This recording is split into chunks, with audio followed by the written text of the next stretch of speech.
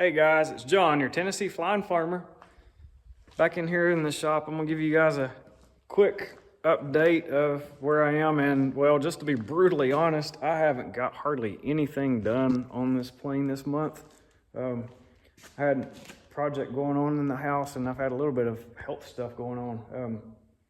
Flu A, I think it is, passed through some of my family here, and it triggered something in me that I don't even know what. But anyway, I've had a pretty good fever for over 2 weeks now, so I'm trying to recover from that and just haven't had much ambition or time to really work on this. But I'm working my way back up here.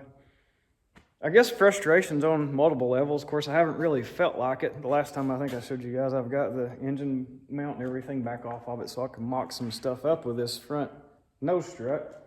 Let me get this turned around. I'll go into a little more detail here.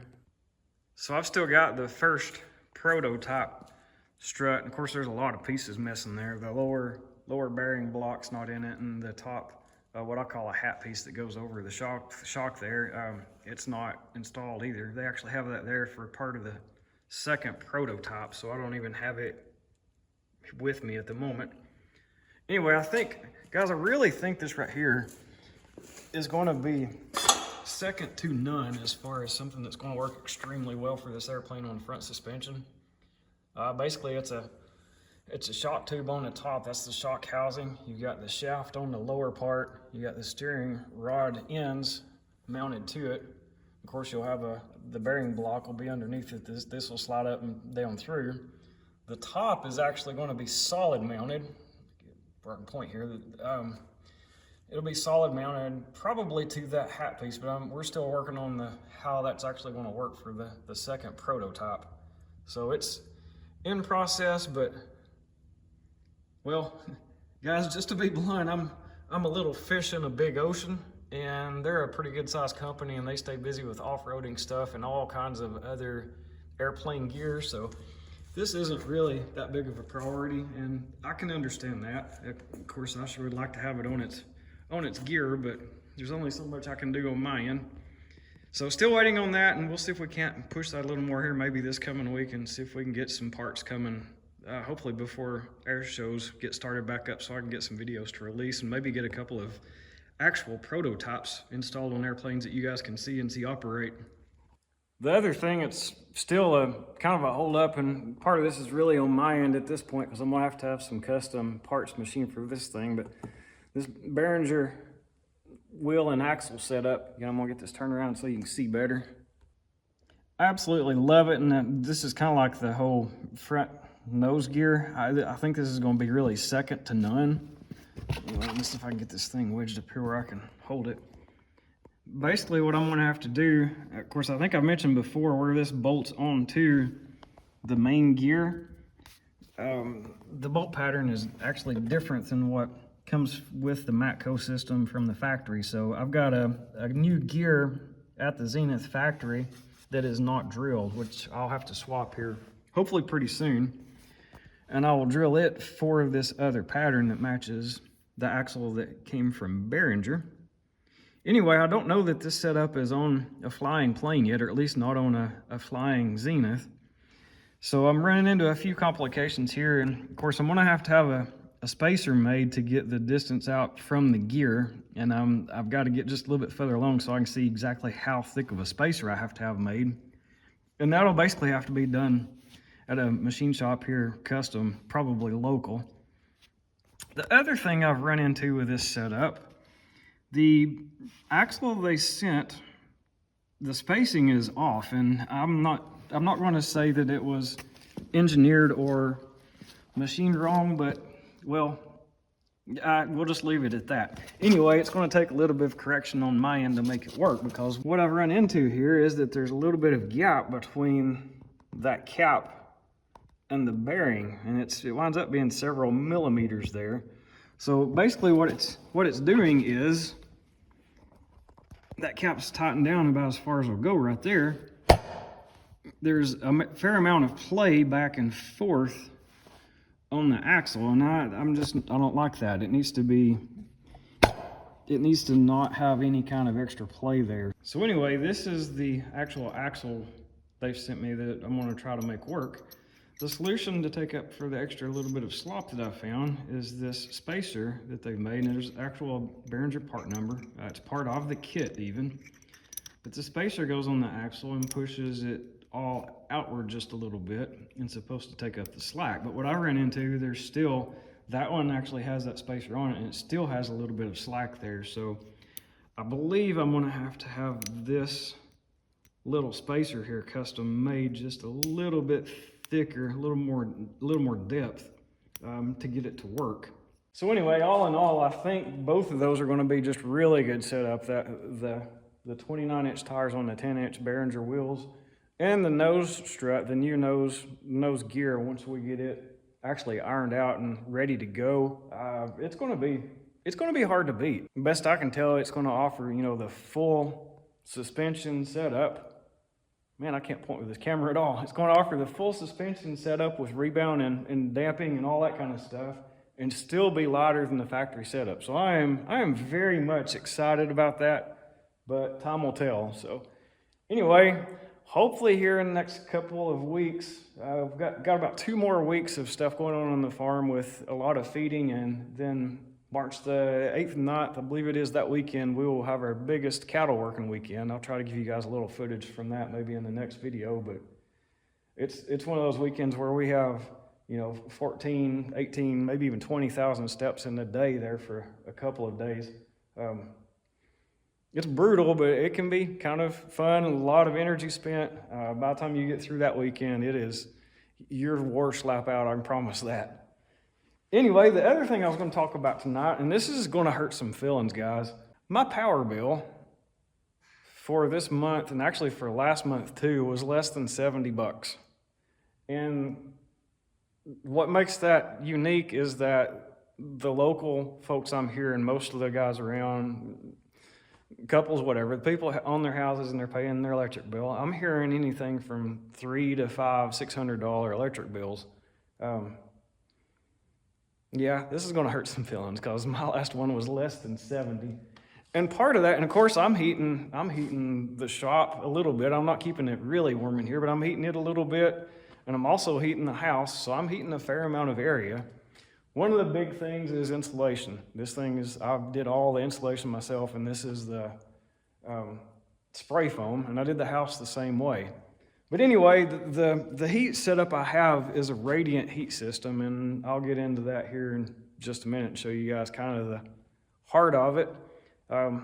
What sort of triggered me to go into this whole video, several of you noticed, or actually several of you have commented on the radiator, the heat radiator I put in the house, and I love it. The thing is absolutely amazing. But anyway, a lot of the comments I've got are questions on how does it work, what heats it, several things to that nature. So I figured I'd just do a video and show you guys how the entire radiant heat system works, and we'll go from there.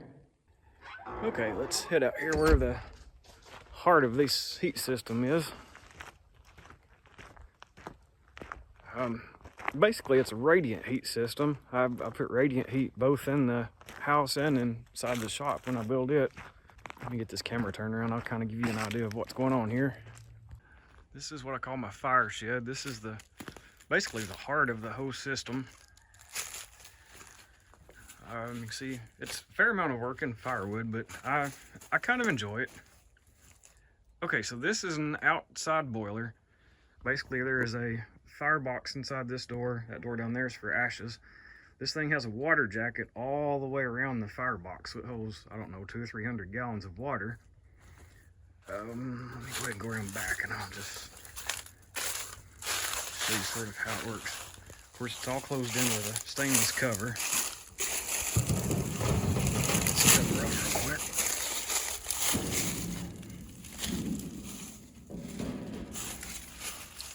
You can't really see how the water jacket goes, but like I said, it goes all the way around the firebox, and I'll show you the firebox here in just a minute. But basically, it's a hot water system. I'm gonna back my camera up here too so I can get a better shot for you.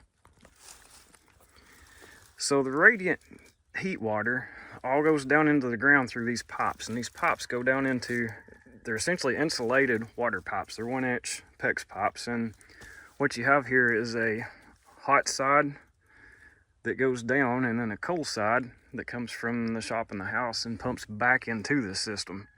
So what this thing's doing, it's as it gets the water inside the water box hot, as the house needs it and the thermostat kicks on, it kicks on a pump that pumps water from the heat from in here, the water, down to the house, and it actually goes through the floor, and I'll show you guys that here in just a few minutes. It also, I've put it in the radiant heat system in the floor in the shop. So anyway, that's the basics of how that works. It's really pretty simple. It's just there's hot water that comes up and goes down through the pipes into the shop and into the house.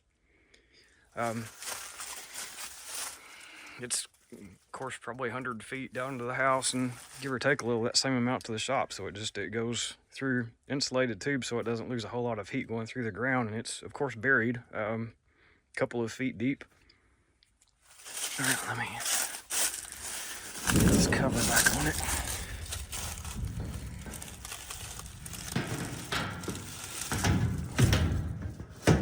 Cover just slides in. It's pretty simple. Let's go back around to the front real quick.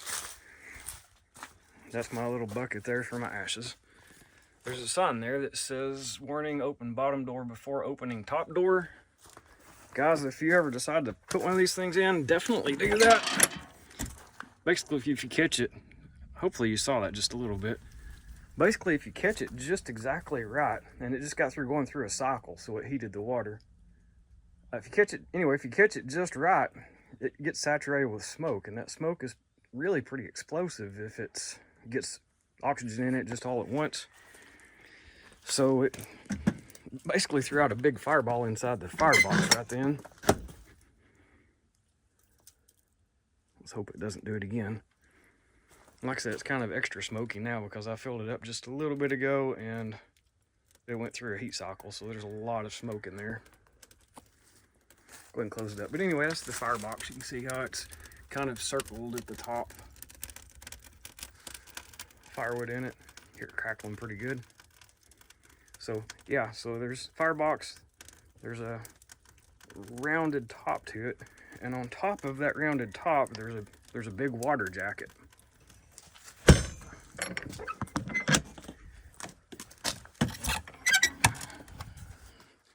So the big pipe back there sends out the smoke. This other pipe is basically a condenser for the boiler water.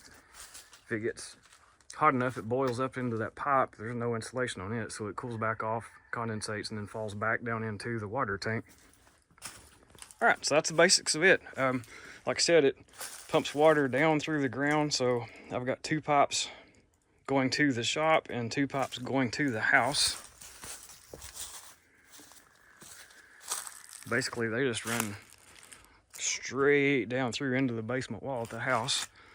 With the shop, they go right out underground and go inside it. Okay, so heading down to my house, give you guys a quick tour here.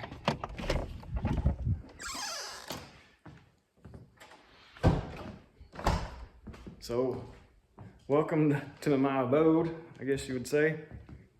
Anyway, here is, let me get this turned around so you can see it better. Here is the radiator I've just installed. And I love this thing. Man, I wish I had done this literally years ago. It's just freaking awesome, to tell you the truth. So what it does, the water that comes from up there where the boiler is outside, it comes down through those heated pipes, or not heated pipes, but insulated pipes in the ground. They pump in. I've got them coming in through the basement. I'll go down there and show you here in a minute, but they actually come in through the basement, up through the floor inside the cabinet there. And then they pump through the radiator and right back down the other side. So that tube, get my finger in the right place, that tube goes right back down through the floor into the basement and then through a manifold I made that goes back up to the boiler. Heats the water back up and it sends it, of course, right back down through this same cycle. So that puts off quite a bit of heat. That thing stays somewhere between 145 and 155 degrees. It's just wide enough that in between these little cast iron flutes, it actually works really well, because if you have any kind of clothes or whatever on, it kind of saddles your leg just a little bit, you can get in there and really warm up with this thing. It's pretty awesome. I stand here quite often when it's cold and either sit on it or back up against it. And it's about waist high. I got one of the taller ones just so I could have a little extra. I put the red LEDs back in there behind it just because I wanted some kind of indication that it's hot and burning. So when I turn it on, so it's actually pumping water through it, the red LEDs come on with it. And as you can see, it stands out. It's about 1 foot out from the cabinet, and this one's 30 some odd inches tall, so it's a really nice height. Anyway, let's go to the basement and I'll show you a little more of how the whole setup works. Okay, now I'm in the basement. Got the floor joist and stuff there. I've got to get a little more insulation put in up there, but anyway, I'll try to show you guys the basics of how this whole setup works. And behind that piece of wood is actually I believe it's a 6-inch tube. Goes through the concrete wall, and then of course there's dirt piled on top of it, but that's where the whole thing starts. So this tube that goes through the wall here, that's my fresh water from the well. It goes up and supplies the whole house water, comes down into the water heaters and through the whole system. Then there's 2 for the heat system for the boiler. This one will be the hot side, and this one will be the cool side after it's went through the whole system and it goes back to the boiler. So this one's coming from it. Basically what it does is, if it's going through the radiant heat in the floor, it goes all the way up to that pump. That pump kicks on, and it goes through essentially that manifold that I put together just using fittings and PEX pipe. The PEX pipe then goes up into the floor of the house. And what I did here when I built the house, I had the standard plywood subfloor put down there. That's just a standard plywood, but I made them put an extra layer. So there's an extra layer of 3/4 inch plywood on top of that base layer, and in that top layer, I used a router and cut out all of my bases for the PEX tube. So basically this is 1/2-inch PEX, and this 1/2-inch PEX goes up into the floor, and it'll zigzag back and forth all over the floor in the upstairs of the house. And there's, if I remember right, there's roughly about 1,500 feet of that 1/2-inch PEX pipe that goes in, and you can see the different, in the manifold there, you can see how many sections. So there's 1, 2, 3, 4, there's 5 sections in the floor. And of course, I've got throttling valves on them, so I can slow them down or speed them up depending on what the temperature is doing. And I can also, it's zones, so I can, if I want to cut off part of the house, all I have to do is come down here and turn the valve, and I can shut off part of the house, so I don't have to heat the entire house all the time. So anyway, basically, when the thermostat kicks on, it kicks this pump on, takes water through all 5 of those. They go through the floor, and then they come back down through into the cooler side, and it pumps back down and through that fitting right there and back to the boiler outside. The reason there's extra pumps here, this one actually, when it kicks on, I've got a switch in the water system, and it basically kicks this pump on. This pump carries hot water over to a heat exchanger. I think that's what they actually call that. It's a water-to-water heat exchanger. So there's water coming from the coal side of the well system, and then hot water coming from the boiler, and it just basically heats up the well system water. Also did the same thing into the basement, and this is where I had to do some changing and some cutting and all that kind of stuff. You can see my little pile of scraps there where I've put it all together. Anyway, there's 5/8 tubes that go into the basement floor, and they do basically the exact same thing. They run back and forth, a pretty big circuit on 3 different zones. So you got 3 going in that are hot. They go through the basement floor, and then they would come back up.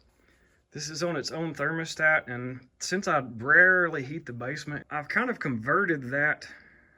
I can change valves around. I can cut valves on and off, and I can actually do both. So anyway, I use this system. I cut that completely out. Use the pump that I already had, and you can see that pump's running. It's taking 13 watts to actually run it. So I mean, you know, a small bulb's a 20 to 40 watt bulb, so that takes just next to nothing to actually heat. And the one up there does the same thing. It takes less than 30 watts to heat the whole house when I took this apart, this is the stuff I put in, and this valve actually goes up to the radiator now.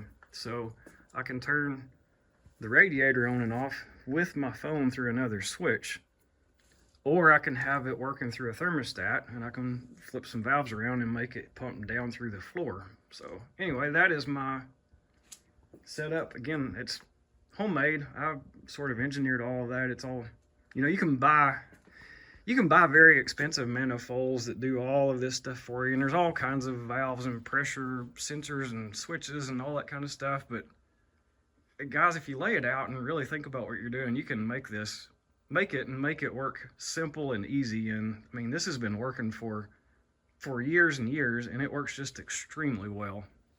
So I hope you guys enjoyed the tour. That's just kind of a quickie for my kitchen area, the basics of my heat system. Like I said, that runs all through the floor. So I'll try to get a couple of pictures dug out and show you guys a little more of how that actually works when I was installing it.